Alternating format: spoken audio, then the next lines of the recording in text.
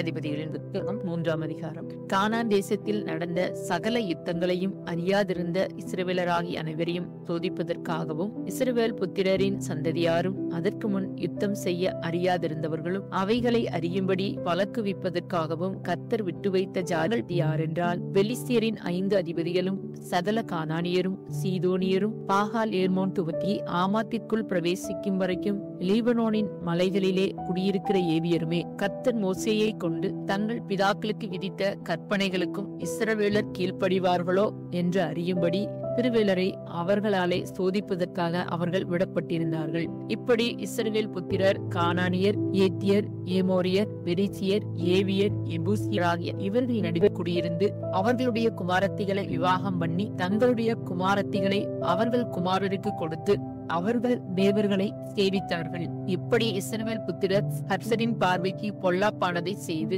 தங்கள் தேவனாகிய கர்த்தரை மறந்து பாகாயுடையின் தோப்பு விக்கிரகங்களையும் சேவிக்கிற போது கர்த்தர் இஸ்ரவேலின் மேல் கோபம் உண்டவராகி அவர்களை மெசொப்பொத்தாமியாவின் ராஜாவாகிய கூசான் பிசதாயிமின் கையிலே விற்று போட்டார். இப்படி இஸ்ரவேல் புத்திரர் கூசான் பிசதாயிமை 8 வருஷம் சேவித்தார்கள். இஸ்ரவேல் புத்திரர் கர்த்தரை நோக்கி கூப்பிட்ட போது கர்த்தர் இஸ்ரவேல் புத்திரரை ரட்சிக்கும்படி காலேப்பின் தம்பியான ஏனாசுடைய குமாரனாகிய ஒத்னியேல் என்னும் ஒரு இரட்சகனை அவர்களுக்கு எழும்ப பண்ணினார். அவன் மேல் கர்த்தருடைய ஆவி வந்திருந்ததினால் அவன் இஸ்ரவேலை நியாயம் விசாரித்து யுத்தம் பண்ண புறப்பட்டார். கர்த்தர் மெசொப்பொத்தாமியாவின் ராஜாவாகிய கூசான் பிசதாயிமை அவன் கையிலே ஒப்புக் கொடுத்தார். ஆகையால் அவன் கை கூசான் பிசதாயிமின் மேல் பலம் கொண்டது. தேசம் 40 வருஷம் அமைதலாய் இருந்தது. கேனாசின் குமாரனாகிய ஒத்னியேல் மரணமடைந்தான். இஸ்ரவேல் புத்திரர் மறுபடியும் கர்த்தரின் பார்வைக்கு பொல்லாப்பானதை செய்தார்கள். அவர்கள் கர்த்தரின் பார்வைக்கு பொல்லாப்பானதை செய்தபடியால் கர்த்தர் எக்லோன் என்னும் மோவாபின் ராஜாவை இஸ்ரவேலுக்கு விரோதமாய் பலக்க பண்ணினார். அவன் அம்மோன் புத்திரரையும் அமலேக்கியரையும் கூட்டிக் கொண்டு வந்து இஸ்ரவேலை முறியடித்தான். பேரிச்ச மரங்களின் பட்டணத்தையும் பிடித்தான். இப்படியே இஸ்ரவேல் புத்திரர் எக்லோன் என்னும் மோவாபின் ராஜாவை 18 வருஷம் சேவித்தார்கள். இஸ்ரவேல் புத்திரர் கர்த்தரை நோக்கி கூப்பிட்ட போது கர்த்தர் அவர்களுக்கு பென்யமீன் கோத்திரத்தான் ஆகிய கேராவின் மகன் ஏகூத் என்னும் இரட்சகனை எழும்ப பண்ணினார். அவன் இடதுகை பழக்கமுள்ளவனாய் இருந்தான். அவன் கையிலே இஸ்ரவேல் புத்திரர் மோவாபின் ராஜாவாகிய எக்லோனுக்கு காணிக்கையை அனுப்பினார்கள். ஏகூத் இருபுறமும் கருக்கும் ஒரு முழ நீளமுமான ஒரு கத்தியை உண்டு பண்ணி அதை தன் வஸ்திரத்துக்குள்ளே தன் வலதுபுறத்துக்கு இடுப்பிலே கட்டிக்கொண்டு காணிக்கையை மோவாபின் ராஜாவாகிய எக்லோனுக்கு செலுத்தினான். எக்லோன் மிகவும் சோழித்த மனுஷனாய் இருந்தான். அவன் காணிக்கையை செலுத்தி தீர்ந்த பின்பு காணிக்கையை சுமந்து வந்த ஜனங்களை அனுப்பிவிட்டான். அவரோ கில்காலில் உள்ள சிலைகள் இருக்கும் இடத்தில் இருந்து திரும்பி வந்து, ராஜாவே, உம்மிடத்தில் சொல்ல வேண்டிய ரகசியமான ஒரு வார்த்தை உண்டு என்றான். அதற்கு அவன் பொறு என்றான். அப்பொழுது அவனிடத்தில் நின்ற யாவரும் அவனை விட்டு வெளியே போய்விட்டார்கள்.